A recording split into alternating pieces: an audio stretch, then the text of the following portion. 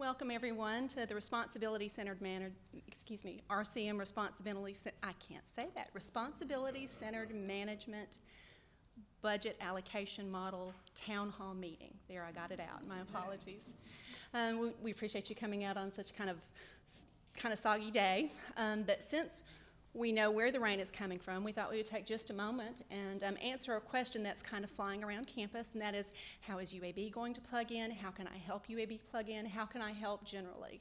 Well, right now we know the emergency is still going on in Texas, and the best way that we can plug in is to help those organizations that are already out there. So one organization that we work with, is the Red Cross, American Red Cross. If you don't have a place to plug in, you're more than welcome to go to the redcross.org landing page. There's a large graphic that says donate for Hurricane Harvey, donate for Hurricane Harvey relief. Once you click through that, you'll go to a donation page that will actually allow you to designate your gift for that specific disaster if you so choose. Another way that you can help is to consider supporting a local blood drive. We had one today over at Hill Student Center and also the UAB Medical Center, and tomorrow the opportunity for on-campus blood donation is at the UAB Medical Center North Pavilion. We know how important those things are. If you didn't see, we're actually handing out as you come in the room these small pieces of paper because we are live streaming this presentation. And since we are live streaming the presentation, we want to welcome those people who are joining us from their offices and conference rooms. We would like for you to submit any questions that you may have at the end of the presentation in writing. This will allow us to actually make sure that the question and the response is heard audibly throughout the campus. And I guess that's all we need to announce for right now, so I'll turn the podium over to Dr. Pam Benoit, our Senior Vice President and Provost.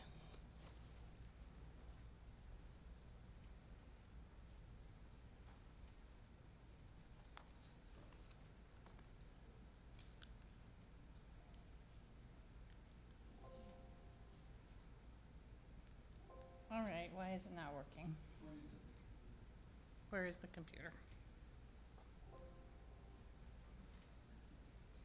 I need assistance.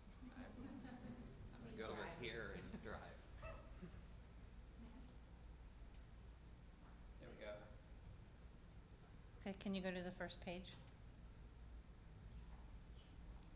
Okay. It's this button. Oh, that would be the reason why. Okay, clearly I need assistance. So let me also thank you for coming out today. I know that this is something new to do the town hall, but we thought it was really important to talk about this very important topic with you. We are going to spend about 20 to 30 minutes today giving an overview of RCM, and then what we really want to do is to open it up for questions and have more of a discussion. So what we've got here is the agenda, the kinds of topics that we'll be talking about to give you a preview of what's coming. So we're going to start out with a discussion about the high-level financials at UAB to give you sort of an overview of where money comes into the university and where money gets spent. Then we'll do an overview of the new budget model and what that looks like. We'll talk a little bit about the principles that underpin the model, what it's based on, and why it is that we might have gone in this direction in the first place. We'll talk a little bit about that word subvention, which you probably heard something about, and talk about what it is that that means and why it's an important and integral part of the model. We'll talk a little bit about the importance of transparency and why that's an important value in this model and how it actually plays out during the model. We'll talk about some FAQs that frequently come out in the model. We won't go over all of those. I know that there'll probably be a number of other questions that you'll want to ask, but we know already that there are a number of questions that frequently come up when you implement this kind of a model. And then we'll talk a little bit about the timeline. How are we implementing the model over time? And then there are two additional topics that we're going to take up in a very brief way.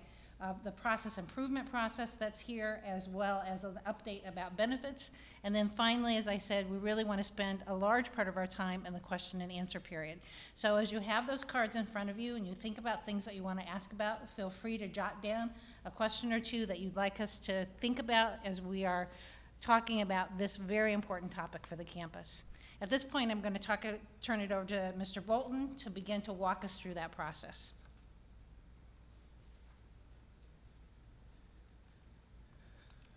Okay, thanks, Pam. Good afternoon. We're going to, as Pam mentioned, talk initially about our high-level financials at the institution. I wanted to give you a shot of the revenue picture of UAB, and the size of UAB in terms of revenue sort of depends. When I was recruited back here about 3 years ago, I thought I was coming to be part of about a $2.5 billion organization. And as I've told people, my boss kept saying, we're a $3.5 billion organization. I couldn't quite figure out what Dr. Watts was talking about until I crawled through our financials, and guess what? He was right. We were at that point about a $3.5 billion organization.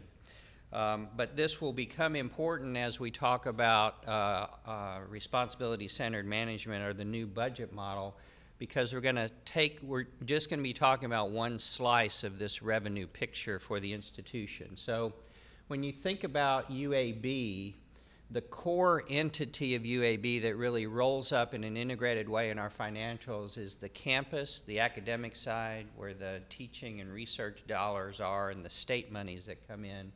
And then there's the hospital, the clinical revenue associated with the hospital and the state dollars that are allocated to that. Beyond that, in our financials, we have 3 entities that are called blended component units. And if we have accountants or auditors in the audience, you'll see these terms on the left-hand side here are sort of audit and finance terms. So Triton is the parent company of Viva Health, which is our insurance product.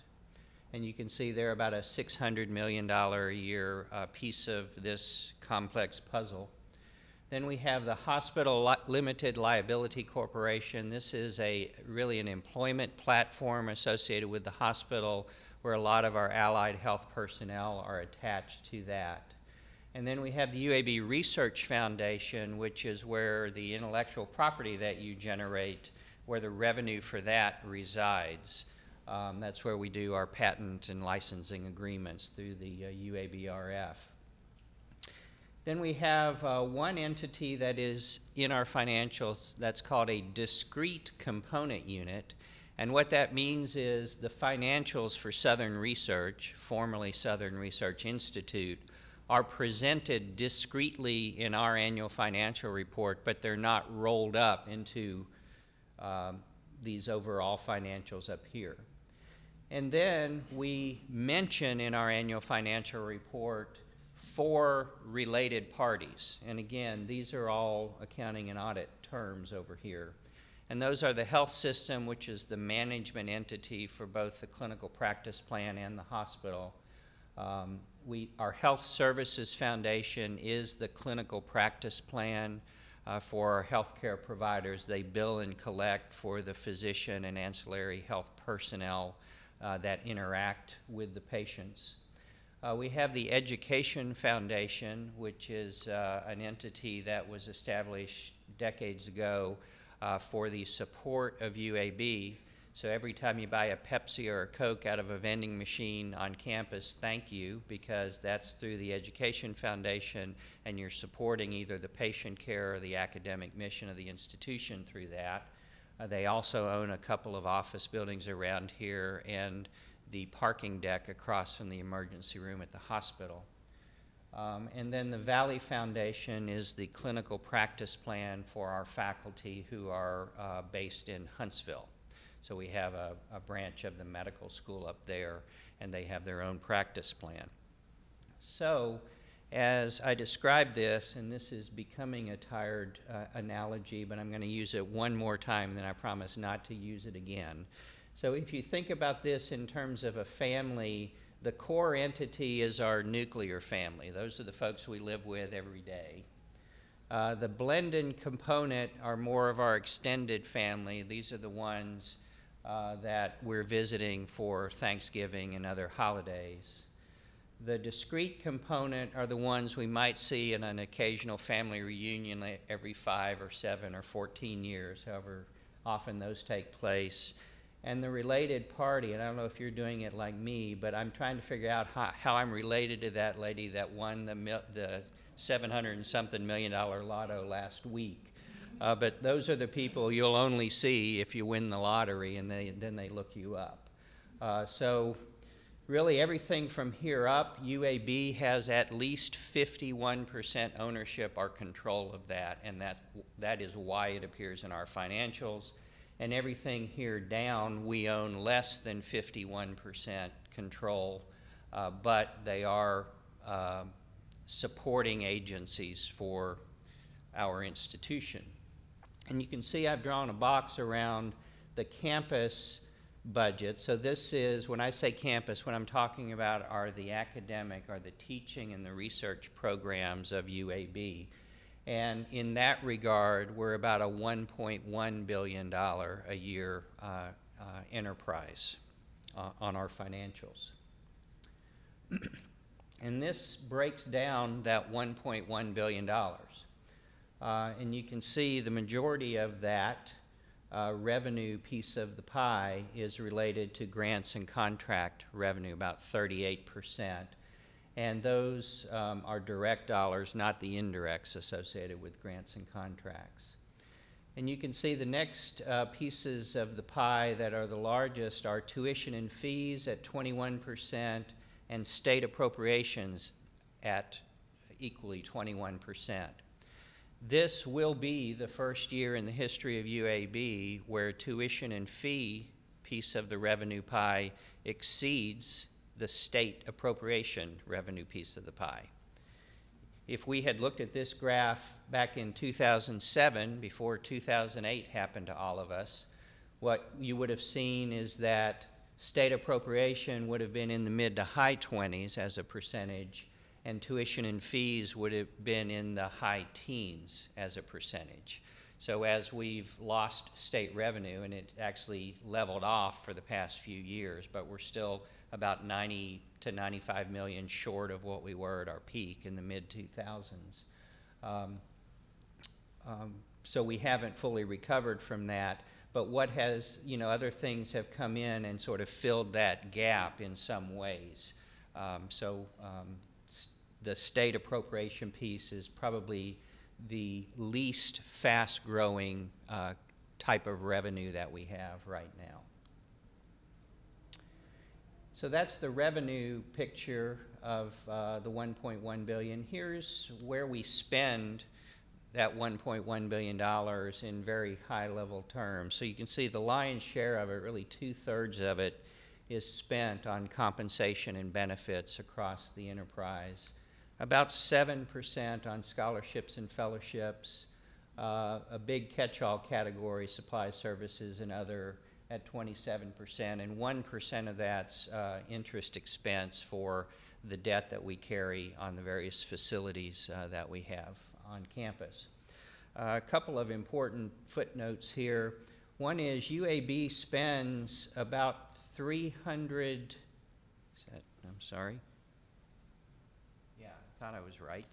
million a year with about 1,600 local firms. So we are very good for the local economy. And when I say local firms, those are Alabama businesses. So it's when we make the economic impact argument for the state legislature and others, we are a significant contributor to the Alabama economy. The other thing that I'll mention to you, for those of you that are interested in more details on our financials, we have every one of our annual financial reports online back to 2002. So 2002 to 2016 are all there online. It's a really fun read. I enjoy reading them. I don't know if anybody else would, but maybe some of my former professors in the School of Business might. But it's good information, and it's good trend data as well. You kind of have to read them in sequence to figure that out, but we have basically the same layout and the same graphics in each, so it sort of helps you identify the trends over the years. So as we talk about that $1.1 billion institutional budget and how we utilize those monies and determine how those monies are utilized, we've had a budget model at this institution since we've had an institution, and it's been a budget model that has been somewhat in flux over the years.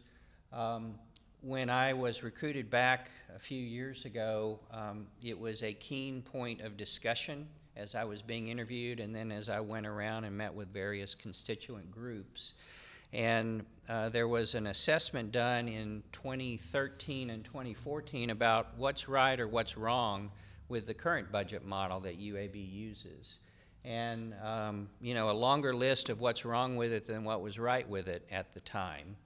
And some of the shortfalls that had been identified and presented to me when I was coming back in the door was the current model was not seen as being transparent. Now, what you're going to hear me say throughout this presentation is I have come to hate the word transparent. I don't like the word transparency. It's become a buzzword.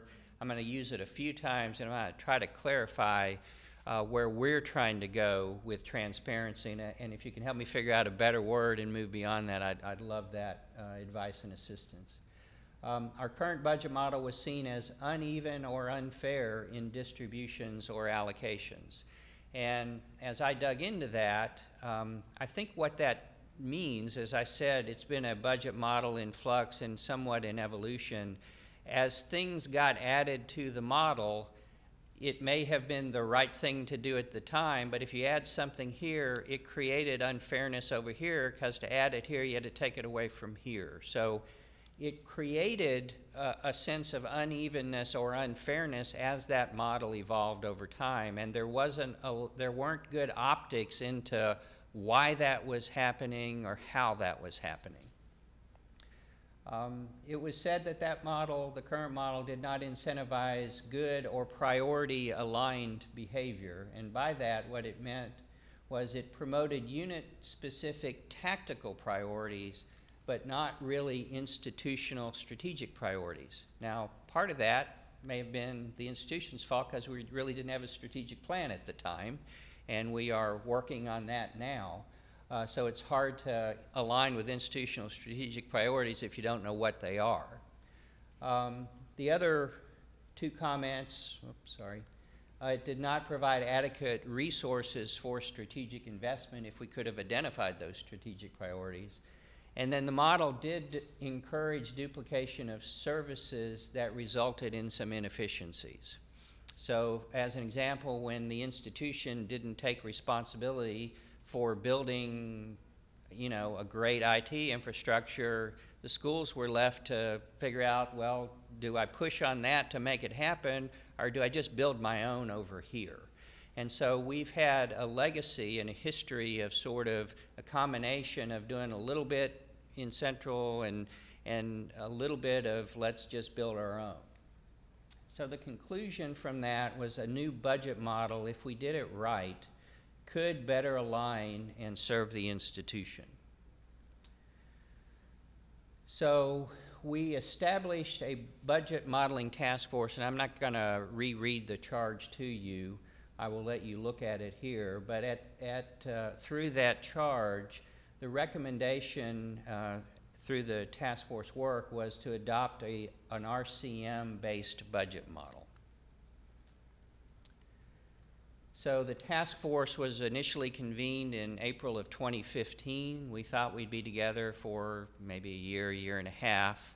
We spent 27 glorious months together in the task force. And you can see the folks that were represented. Some of them, throughout that course of time, moved to other institutions. We lost 3 or 4 in that process. But it was a very good, very committed group. We tried to have good representation of various constituencies on that task force. And I can tell you, we met almost every other week. We rarely deviated from that schedule, and attendance was remarkable throughout the 27 months. So what is RCM? This is the textbook definition of it. It's a combination of policies and practices designed to overcome a separation of authority and financial responsibility within an organization. I will say, as best we can tell, it's a financial budgeting construct that really exists primarily in higher education. And there are a number of institutions, we'll show you a list in a moment, that had moved to this model or some version of this model. So if you're like me, particularly if you're seeing this for the first time, it's hard to look at this definition and really understand what RCM is. So before I jump into that explanation, let's talk about the monies that are and the monies that are not contemplated for the budget model. So of that $1.1 billion revenue pie for the campus, we're talking of about half of it that will be in this new budget model, or the funds and the expenses will flow through the new model. Specifically, it will include unearmarked state funds, it'll include all tuition and fees, and it'll include the indirect expense recovery. You may know that as indirect cost or the F&A on grants. So every time we get a grant, hopefully every time, most of the time when we get a grant, we have a negotiated indirect cost rate with the federal government. So you get your direct dollars, and then we get 48.5% on top of that as our indirects.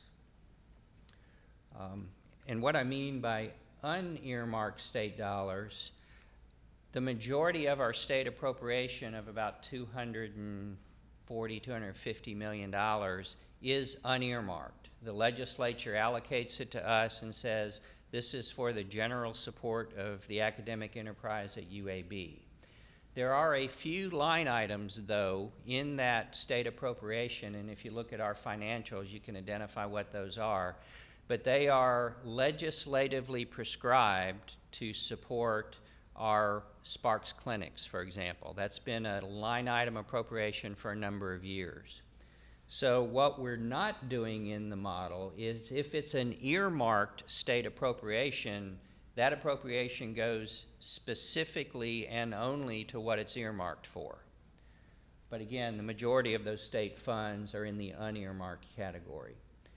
Likewise, direct grant and contract dollars go only where they're supposed to go. So when you submit a grant or a contract, you've got a budget, and we're not flowing any of that money through this model. Gifts and endowments are not flowing through the model. Most of the time, those gifts come with gift agreements that are prescribed by the donor. And again, we're honoring that intent. And then sales and service revenue for things like parking, the bookstore, housing and dining, they are not in the model either because they are supporting those functions. So when you pay the parking fee, you know, we're restriping lots, we're replacing gates. For some reason, we have a couple of gates that people keep knocking down as they're throughout the course of a semester. You know, likewise with housing and dining, with the residence halls, we have deferred maintenance, so that just gets plowed back into that piece of the enterprise. The good news is those units require very little, if any, additional subsidization, so they kind of float on their own bottom in terms of the revenue there. And then we are not flowing clinical funds through this model. This is an academic funds flow model only. So again, this is RCM in very simple terms, and please forgive the simplicity, but it helps me understand it and hopefully helps me explain it better to audiences. I think of this like an income statement. So on the left-hand side, you have the income, and on the right-hand side, you've got your expenses. And then you net those against each other and have a bottom line.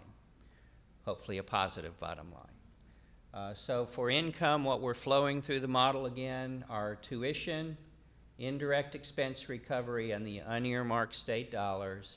And on the expense side, we have direct expenses, which are primarily compensation. We have supplies and other, and then debt. So if you're in a school that has a building that has debt service associated with that, then that debt service is assigned to your school to cover as a direct expense. And then we have the indirect expense, and what that is an assessment out to the schools for the cost of central cost, such as the police department, the libraries, the provost office, those sorts of things. So that looked pretty simple. What's so hard about that, and why did it take the task force 27 months to come up with recommendations? Well, it's not that simple. And what became not so simple about it, and we knew this going in, is determining how to allocate those state dollars. So tuition and fees and the indirect research dollars were pretty easy because you can track those to where that work is going on. So, student enrollment or student head count, easy to identify where that's taking place, as well as where the grant dollars are. But the state allocation became more difficult, and we're going to talk about each one of these in just a moment. I've got a slide for each. The second thing that was difficult was, how do you assess, what's a fair way to assess those central costs out to the schools? And then beyond that, how do you even benchmark the reasonableness of those central costs? And are the services reasonable for what is being assessed? Next,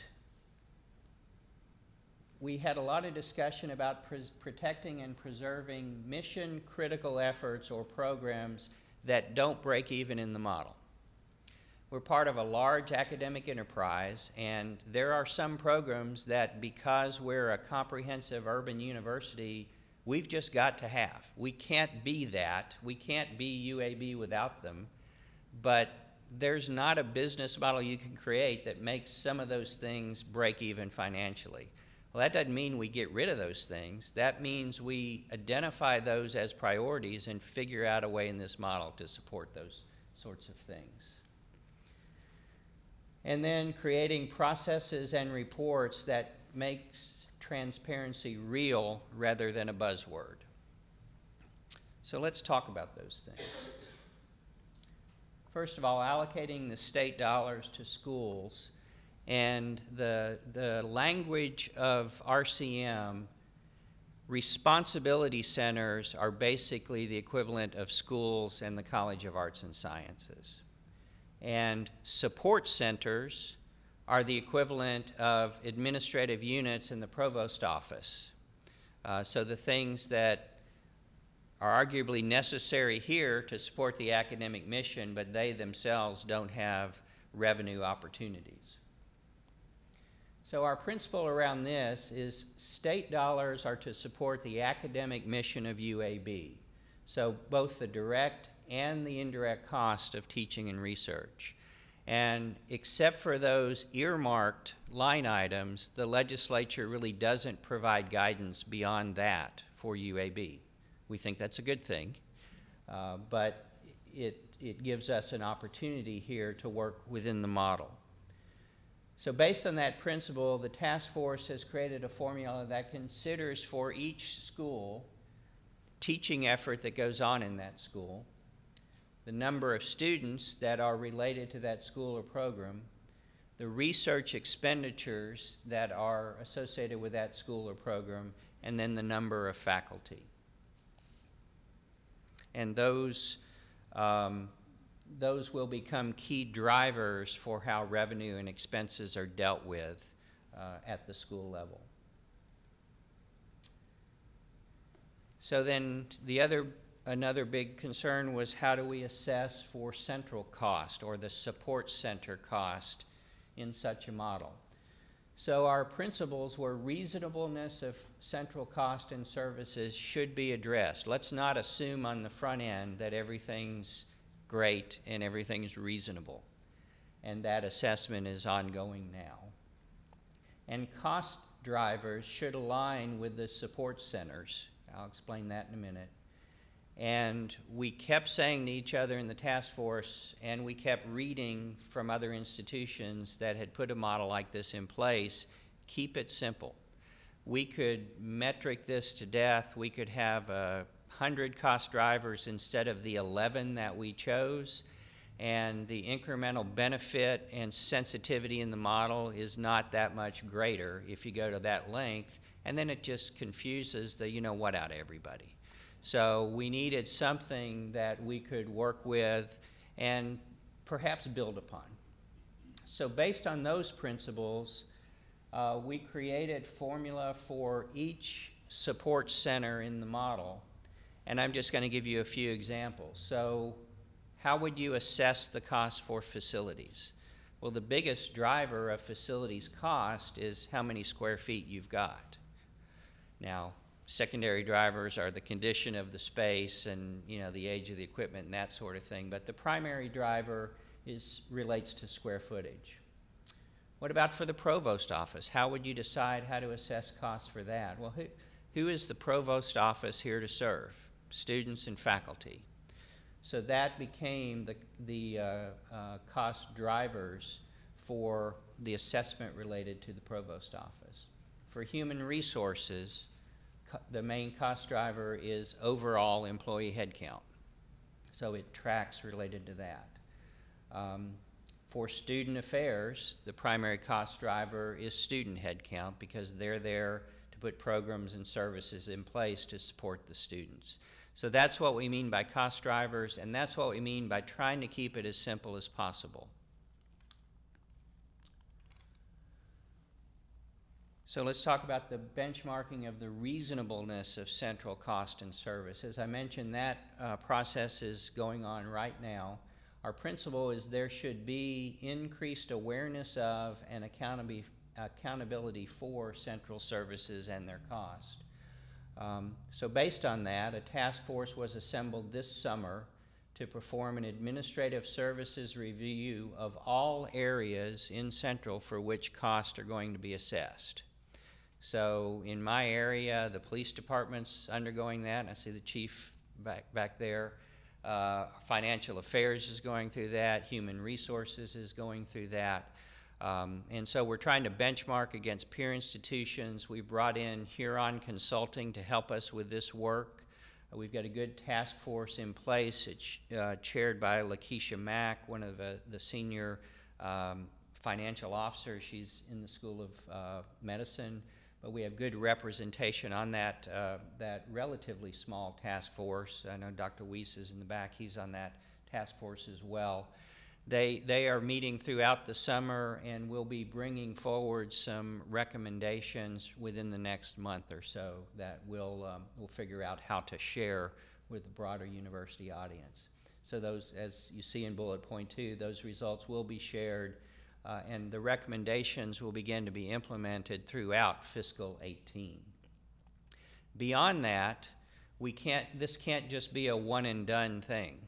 So there will be a standing committee that will be attached to our RCM process to help provide oversight for the continual review of administrative services, both the cost of those services and the quality of those services.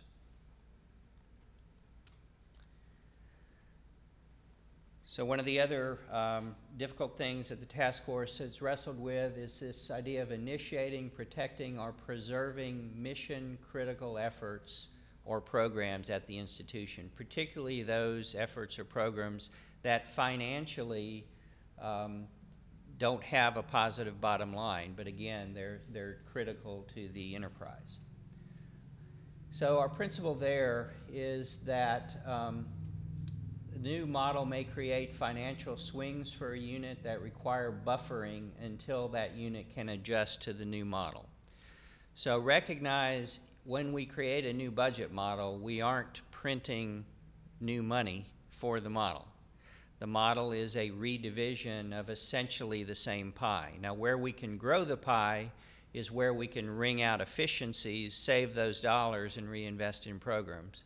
But largely, it's a redivision of existing revenue. Secondly, there are some mission-critical activities of our urban institution that do not have sufficient revenue potential and must be financially supported outside the model. And then thirdly, investments in certain new strategic initiatives will be required to advance our academic agenda. So this is where the phrase Subvention Funds comes in. And subvention is a word that I think was invented in the RCM budget vernacular. I hate the word subvention. The task force tried to figure out a different word to use. We didn't really agree on anything. So for now, we're going to call it Subvention. We may run a competition to see if the university can help us create something better. But what we're talking about are resources that are pooled centrally to use for the things that are spoken about in these principles up here. So let's talk about those subvention funds. What we, I hope, will recognize is that some form of subsidization occurs in every budget model at every institution. What RCM does is makes those subsidies much more intentional, much more explicit, and much more obvious. Subvention funding on point 2 should enable the leadership to steer the university by providing subsidies and support for strategic initiatives that benefit the institution as a whole. Point 3, for structurally high-cost programs, long-term subvention plans or legacy support may be appropriate and especially helpful, particularly to deans as they're doing long-term planning. So as we move to this new model, basically what we're saying is there are a couple of types of subvention that are going to occur. The first is relatively short-term. While the units adjust to the new model, they figure out the incentives in the new model, and they, quote-unquote, grow into that model. The other type of subvention is going to occur for those units that can't financially grow into the model. We'll have a process that identifies what would qualify you for that and, sort of set up a process for longer term or legacy support through the model. And then finally, just as administrative support centers in Central will routinely undergo scrutiny, schools receiving subvention funding should also develop plans. They should first scrutinize themselves and develop plans to reduce reliance on subvention where that's possible. So, how do we make transparency real rather than just a buzzword? We're trying to hardwire that into the rollout of RCM. So, first of all, there's shared governance. We've had a task force that has concluded after that 27 months, but there are new permanent and representative governance committees that have been invited to be sort of permanent successors to that budget model task force. Now, I don't think, and a few of you have been here longer than me, I don't think we've ever had a standing budget committee at this institution on the academic side. What we're saying is we'll have one. What we're saying is there'll be a standing committee that's going to be looking at administrative cost and services and the quality of those services going forward. For communication, we're going to use a lot of different vehicles, and if you have recommendations for more, we'd be wide open to that. So first of all, there is a website, and that's the web address, uab.edu/RCM, and that is relatively updated. There are also a good list of FAQs on there, so as we get the questions, we usually don't even edit them very much. We take out a few choice words here and there, but we generally post the questions as we receive them, and you'll see a few of those FAQs when Pam steps back to the podium in a few minutes. Also, over the summer, we've been providing monthly updates to the deans, and there are 3 scheduled town hall sessions already. This is the first, and we did one on Friday, last Friday, the same content information but a different location on campus and a different time, trying to create opportunities for the different parts of campus to participate in that, and of course we're live streaming this today as well. But I think we've got one scheduled in November, and I think another one in January, and we're open to doing more. But those 3 will focus on RCM and on our progress as we're going through what you'll see in a minute will be our shadow year, sort of a test drive of RCM for fiscal 18. And then we've got, we'll have additional articles, mailings, and presentations as requested. One of the short-term committees that's been assembled is a communications subgroup that's helping us develop this information here and the plan for pushing information out related to the new budget model. And then we also have a group, in fact, I just met with them a couple of hours ago, that are developing the reporting tools that are being developed using RCM software, and that will be launched in the first quarter of fiscal 18. So our reporting capabilities will be much more consistent and much more understandable under RCM, and we have a very keen focus on developing those reporting tools right now. So with that, I'm going to turn it over to Dr. Benoit to walk through some of our FAQs.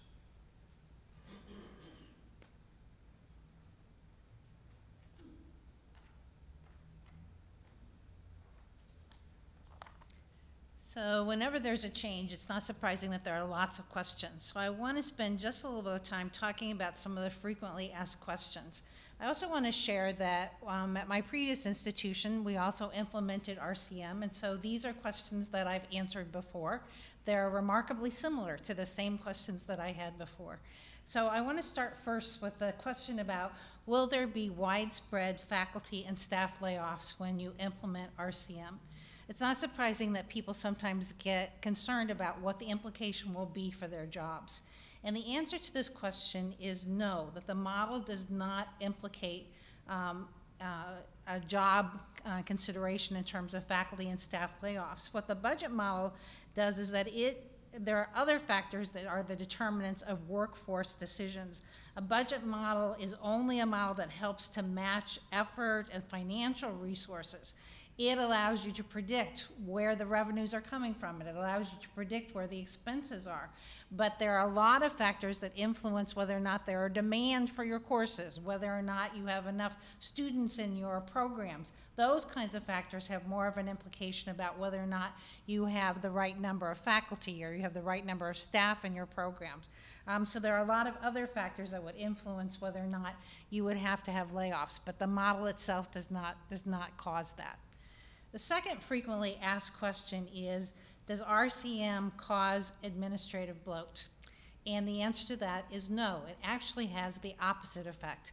One of the things that happens, and I can say this from having experienced it, is that there's an enormous amount of pressure to reduce costs on the administrative side because the deans and faculty are watching closely what they're paying for on the administrative side. They want to know, is it reasonable, as Mr. Bolton said, and what are the costs associated with all of the administrative costs? So how are those being allocated, and are there fair costs that are being allocated to our units? And exactly what are we paying for now?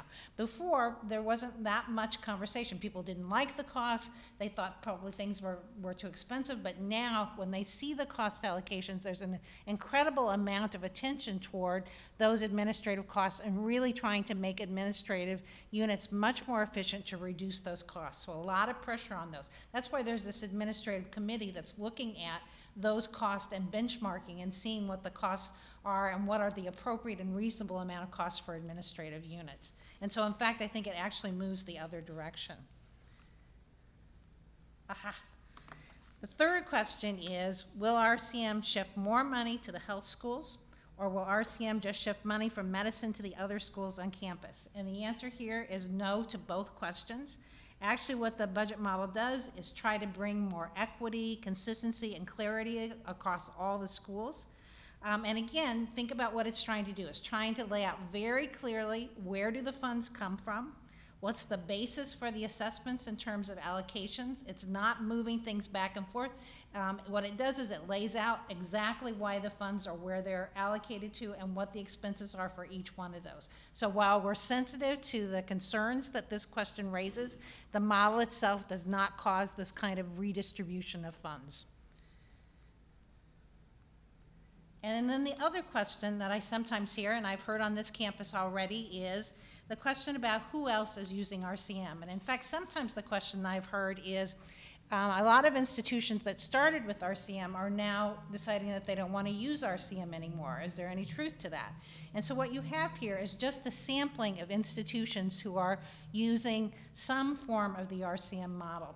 So let me talk to you a little bit about the background of RCM. RCM actually started at private institutions, and then it moved fairly rapidly to public institutions.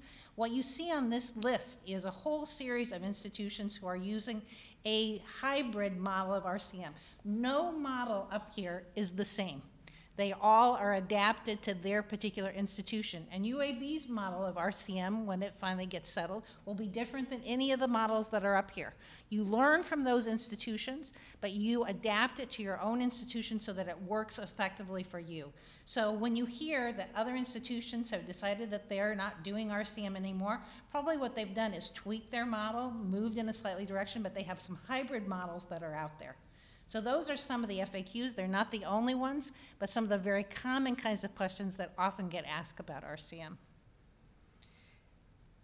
And now for the timeline.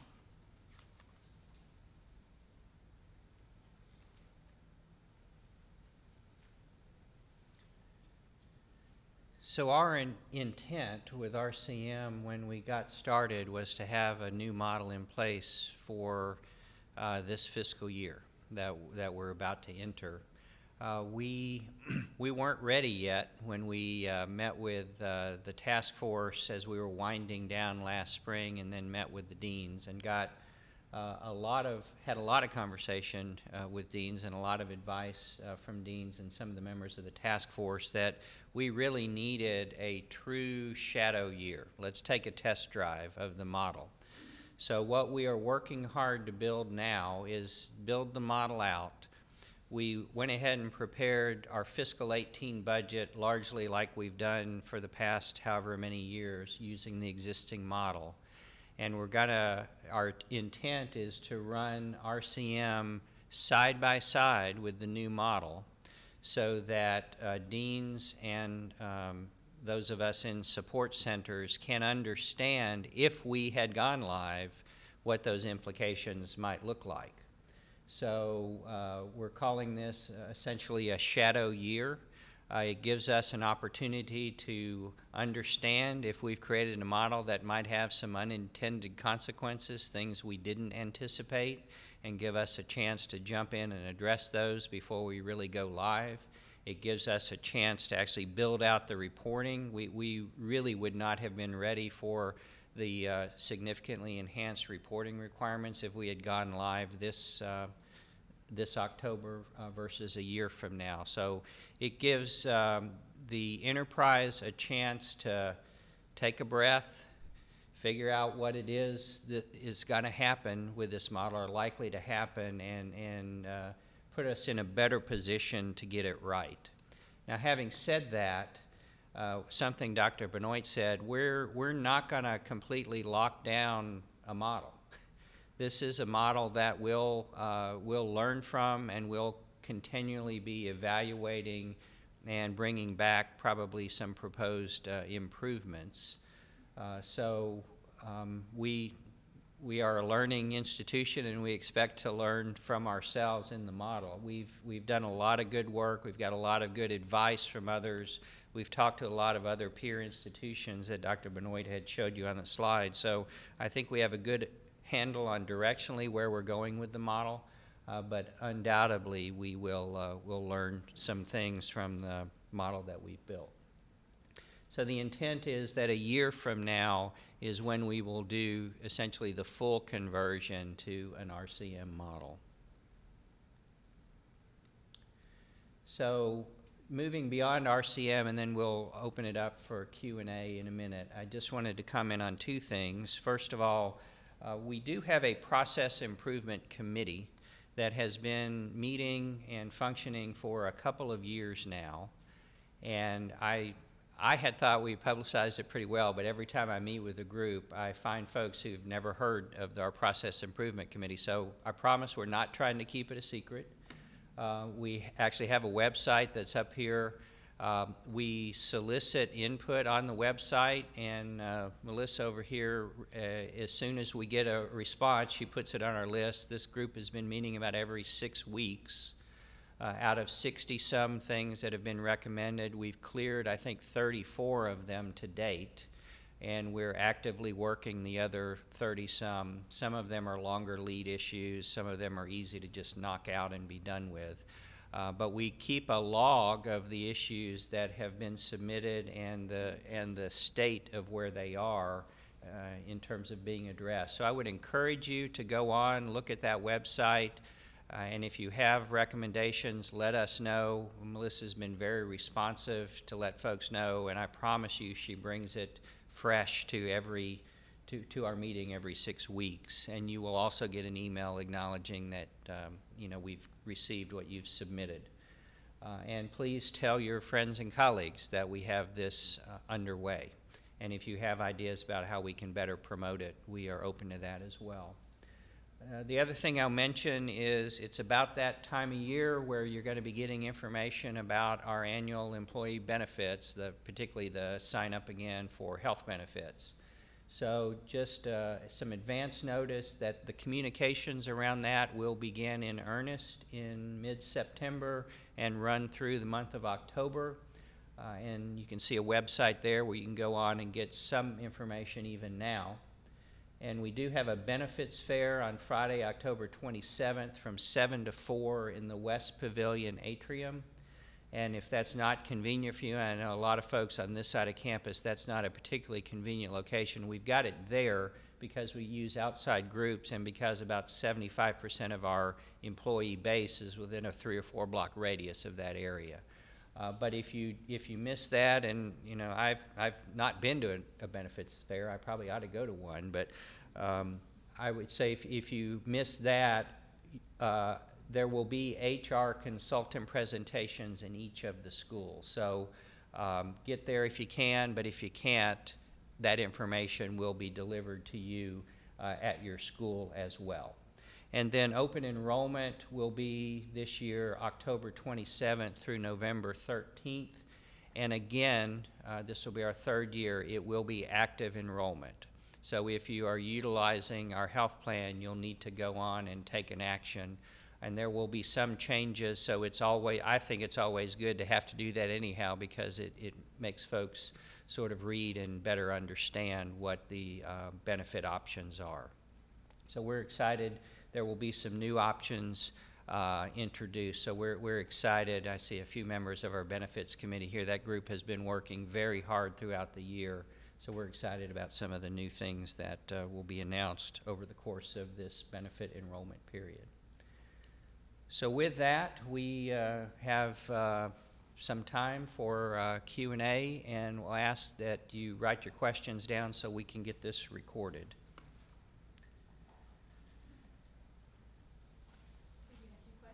Okay. All right, while we're collecting questions, if you will just see Amber if you need a card, or just raise your hand when you're ready to submit your question. How can we ensure that cross-school collaborations and initiatives are encouraged in this new budget model? So I'm going to start with that one. That's a common question that gets asked about RCM. And the first thing I would say is that under any budget model, there are always difficulties about how do you make sure that interdisciplinary activities continue to flourish at a university. There are obstacles because universities are set up with a structure that does not tend to encourage that kind of activity.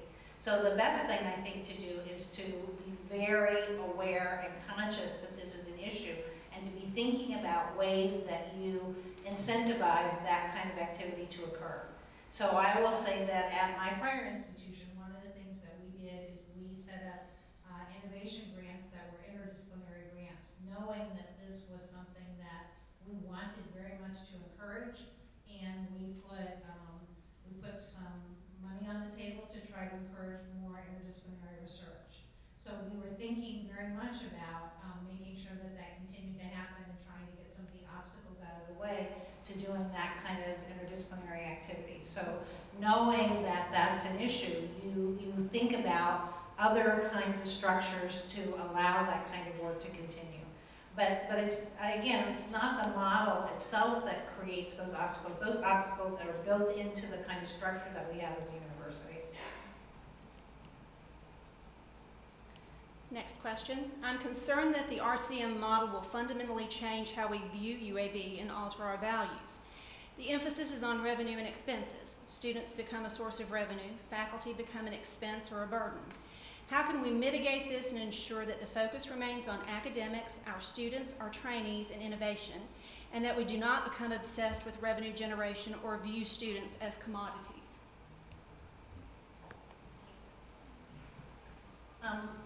I share that same value, and I think part of it is coming into the model, thinking about what's important to us, and thinking about that quality of instruction is incredibly important, and that our students are incredibly important to us. And in fact, one of the things that I think the model does is it values student success.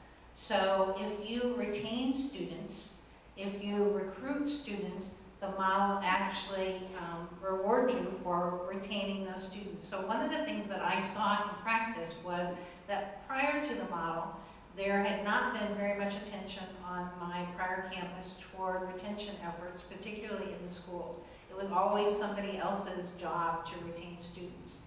And so there hadn't been a lot of attention toward making sure that we were putting good advising efforts in place, making sure that we were attending to enrichment experiences for students, and making sure that those students were having really high quality experiences.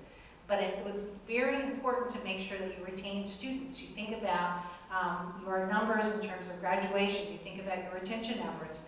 That actually is very important in the model. And the number, if you think about what you're getting in terms of your head counts, it's not just getting them in the door, it's actually maintaining your head counts. So retention becomes very important. If you think about what's underlying head counts, the value under head counts. It's not simply a number and a commodity, but it's the fact that those students are having good experiences that keeps your head counts high.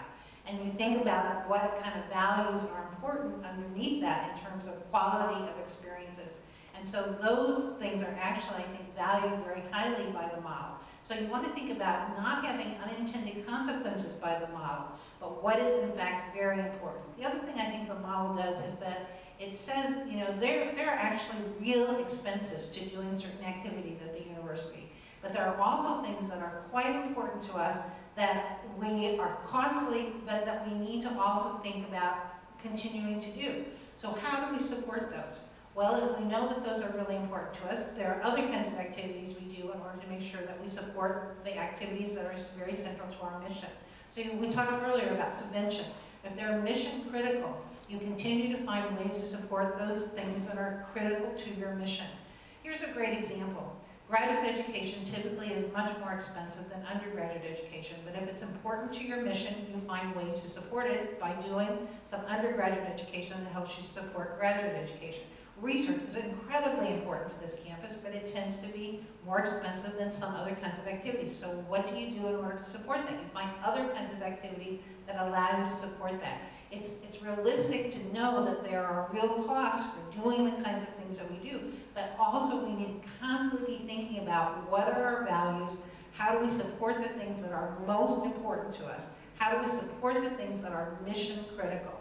That, if we lose that, we lose what we're about. But the model doesn't have to make us lose what is critical to our mission. We just need to think about constantly thinking about ways to support the things that are most central to our mission. Next question.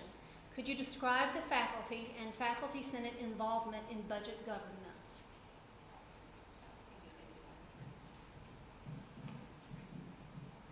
Well, the Faculty Senate has been on the budget model task force since day one. You saw we had 2 representatives. One ended up leaving the institution last fall. We have had updates to the Faculty Senate on at least 3 occasions throughout the months that the task force was involved. And then the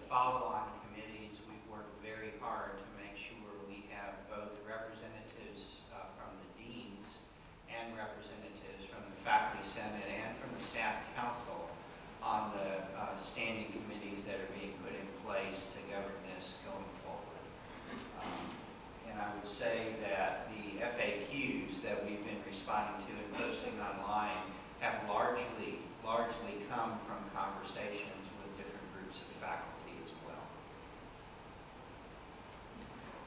What's broken? Why change? I think it was slide 4. You know, again, there are elements of the model that have not been perceived as transparent. There is unevenness that has crept in because of the way the current model has evolved, and we're trying to address that. We're also trying, as we come forward with more sophisticated strategic planning processes that don't amount to a strategic plan that sits on a shelf, but a strategic way of thinking of running the institution. We've got to identify ways to support that as well. So our current model doesn't do those things. Are formulas available for all to see?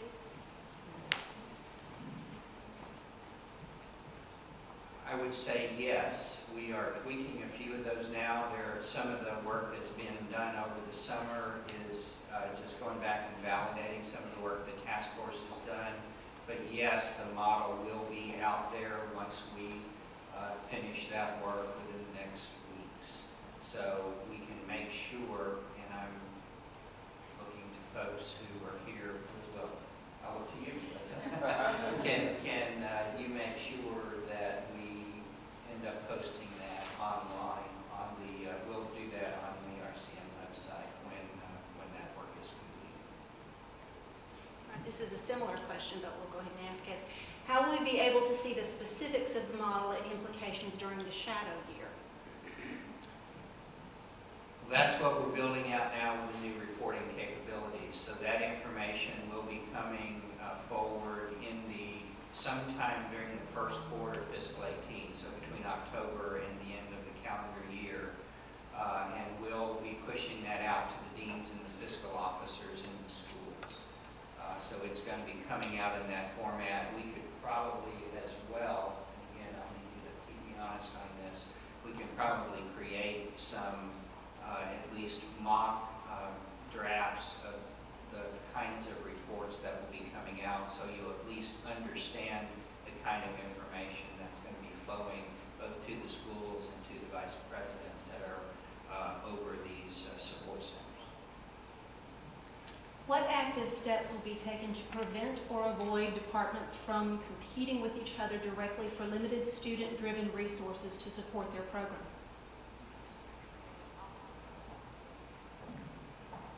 So one of the most common difficulties is when departments start to generate the same kind of courses that compete with each other. And so, for example, you might get engineering who now starts to teach a math class in order to have more student credit hours. And so the biggest thing that you need to do in order to try to prevent that kind of thing in terms of competition is to have a strong curriculum committee. And here's another place where faculty are key. So where they are watching to make sure that disciplinary boundaries are being respected. And so curriculum committees are really central in seeing exactly who should be teaching what courses. And that's the place where you probably see the most competition. And so you'll need to be watching for that kind of behavior and whether or not that starts to occur.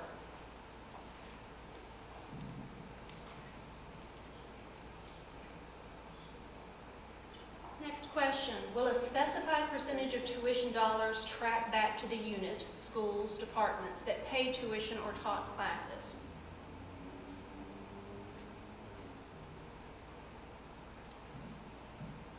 I guess I'm not fully understanding the question. In the model, all the tuition will flow back to the school where the student is registered, I believe. No, credit hours. Credit, okay. Credit hours. So, so all the tuition will be flowing out to those schools.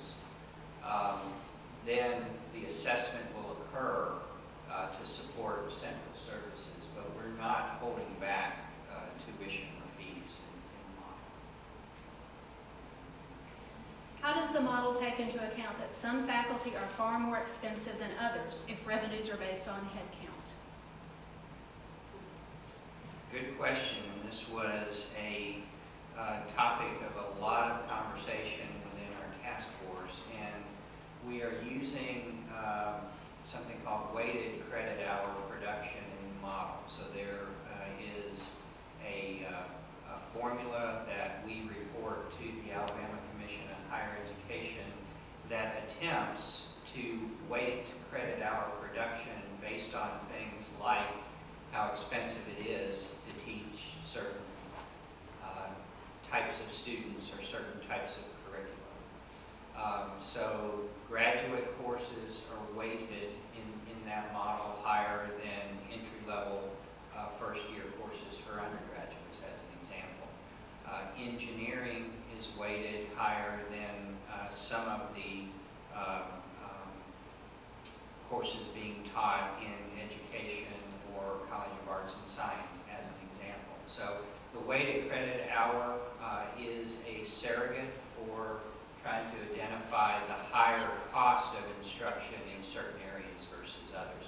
It's not perfect, and this is one of those things that we're going to be particularly watching as we're doing the shadow year and as the model evolves, but it is a surrogate that we're using in the initial phase of the model.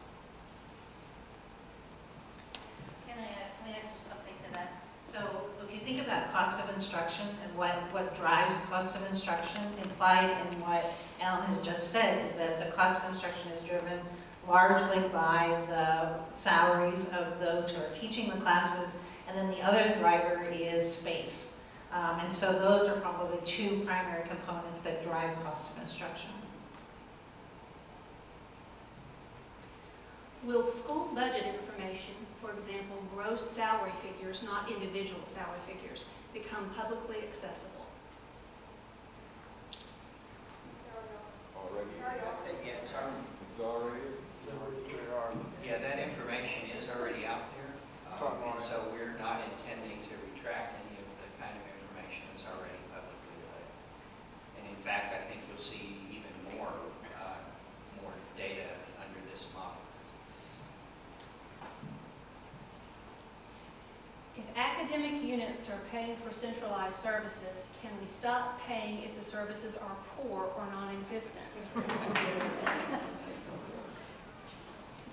It's not the first time I've heard that question.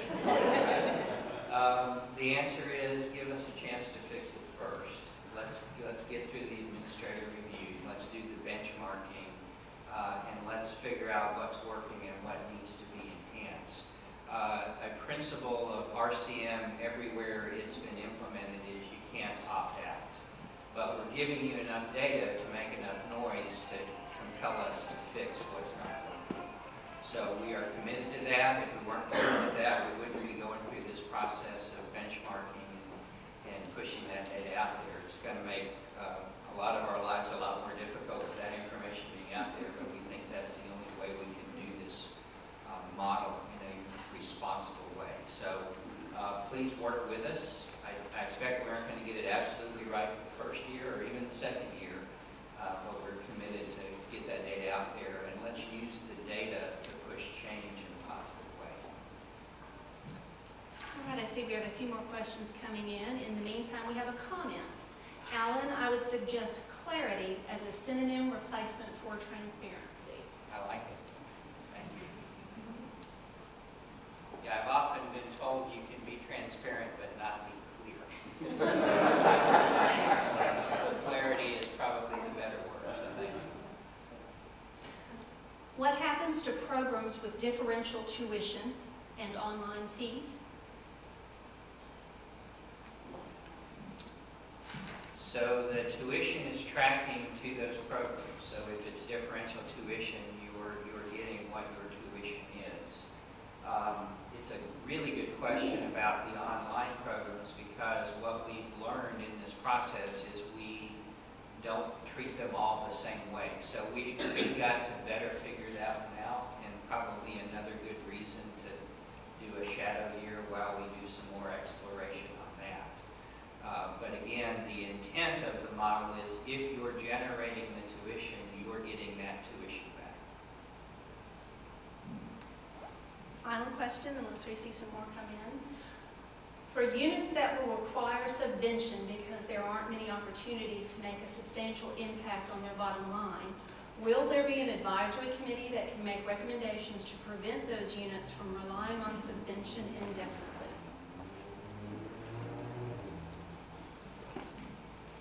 That's an interesting idea. I've seen where there's been, not necessarily an advisory committee, but there have been a number of people who have worked with those kinds of units to help them explore opportunities both to think about ways to increase their revenues as well as ways to reduce their costs, to become more efficient over time, and to think about how to phase in ways to do both of those. It's interesting that an advisory committee might be an option to give them some advice about ways to get to that. But the idea behind that is, you know, what are all the options? Because sometimes it's useful to have other people think about what their options might be too that they haven't thought of before, to start thinking outside the box about different possibilities. At my other institution, we thought long and hard. For example, I had a college of fine arts, and fine arts, given the way they're structured, would always be a subvened unit. And here's a great example of where, in my mind, they were mission central. We needed that kind of a college, and yet we knew that they would need to be subvened. And so we worked with them to figure out ways to reduce some of their expenses. We came up with some new and really interesting interdisciplinary programs for that particular college that became revenue producing over time. So it's interesting that you can think about some new ways, and some of the other deans were incredibly helpful in thinking and collaborating with that particular college to move them in a direction that caused the subvention to be reduced over time. So I think there's some really interesting ways in which you can help those kinds of units to become more proficient over time. Do we have any other questions? I think that's it. Well, I would just say thank you for your attendance. We appreciate this level of engagement with us on this important topic, and please stay tuned for future town halls. Please log on to the websites we've talked about and give us your feedback on this topic and process improvement and other things as well. Yes, let me echo that. Thank you. If you have other questions, let us know. We are very interested in continuing the conversation. Thanks so much.